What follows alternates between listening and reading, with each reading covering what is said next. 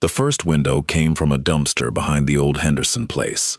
Clara Bennett, 61 years old, recently widowed, and perilously close to broke, had been walking her dog when she saw the demolition crew tossing sash windows into a rusty bin. They were solid wood frames, wavy glass, painted appealing white.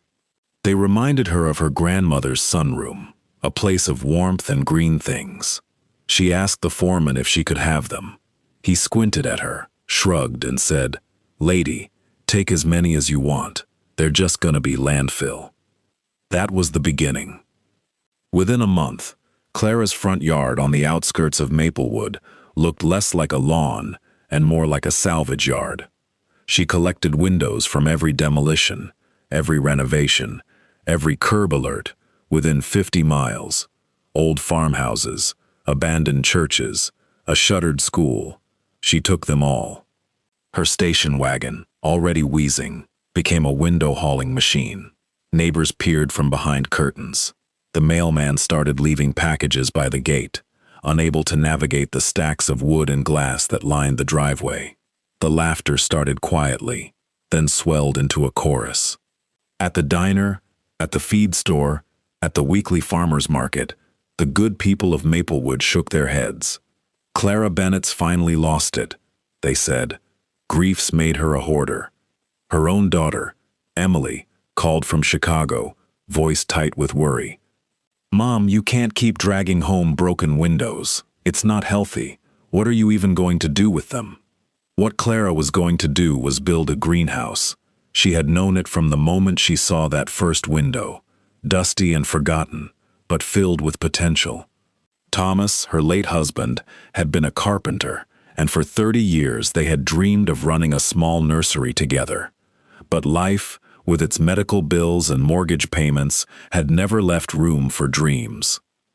Now Thomas was gone, the house was paid off, and Clara had nothing left but time, and a fierce, stubborn refusal to let the dream die with him.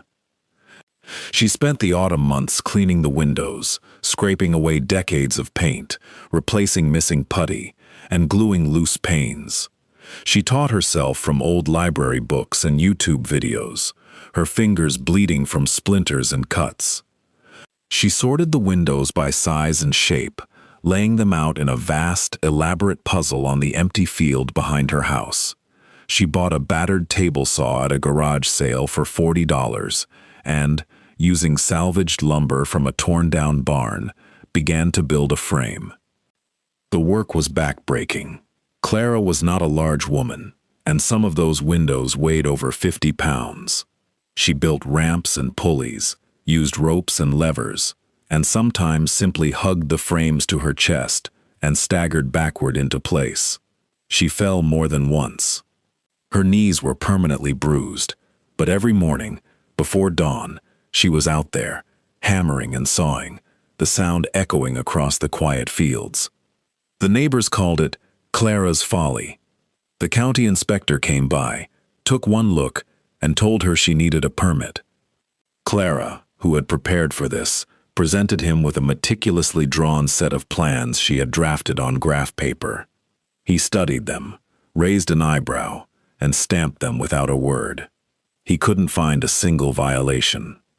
Winter arrived, and still she worked. Snow dusted the stacks of windows like sugar. Clara wore 3 layers of wool and a headlamp, and she kept building.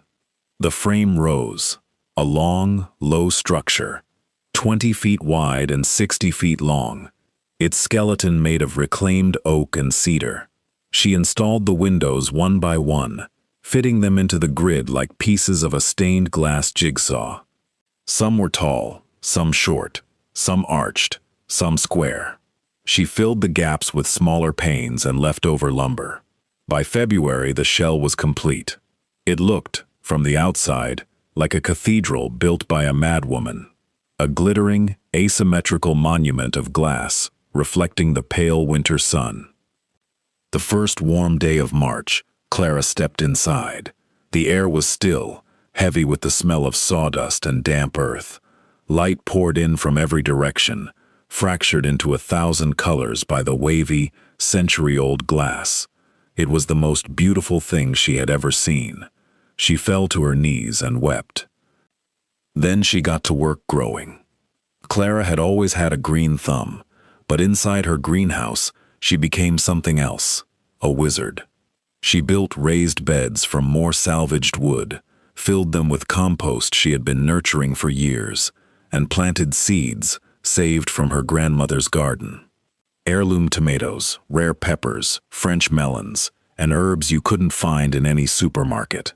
But her true passion was for flowers, delicate, fragrant, old-fashioned varieties that had fallen out of favor, sweet peas, love in a mist, scented geraniums, and a dozen kinds of roses. The greenhouse thrived. The glass walls trapped the heat. The ventilation system she had designed from old barn fans kept the air moving, and Clara's obsessive care did the rest. By May, the place was a riot of green. Word began to leak out. It started with the florist in town, who had been searching for authentic cottage garden flowers for a wedding.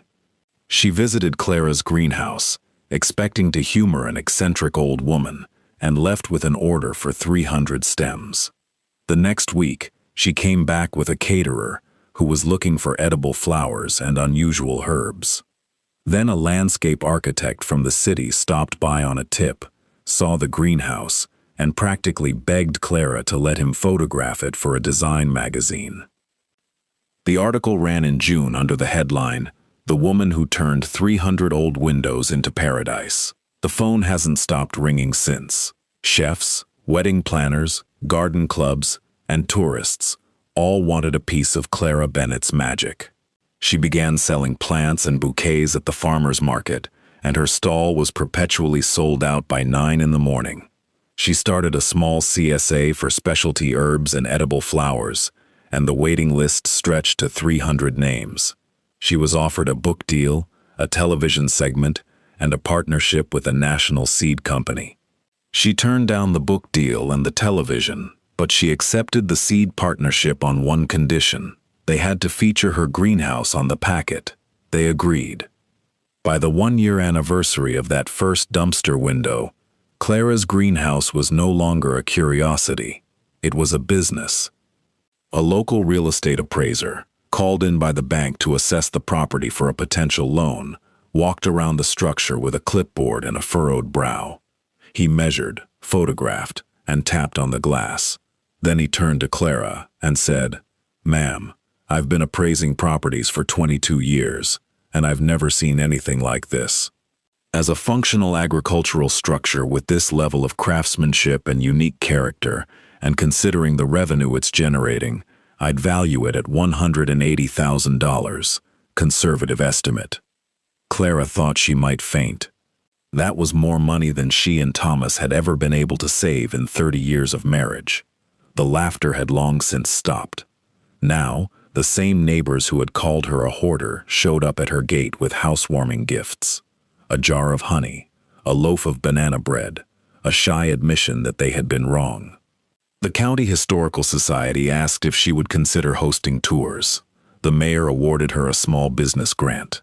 Even Emily, who had called every week with her worries, flew home for a visit, stepped inside the greenhouse, and burst into tears.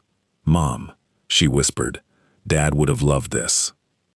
Clara knew he would have.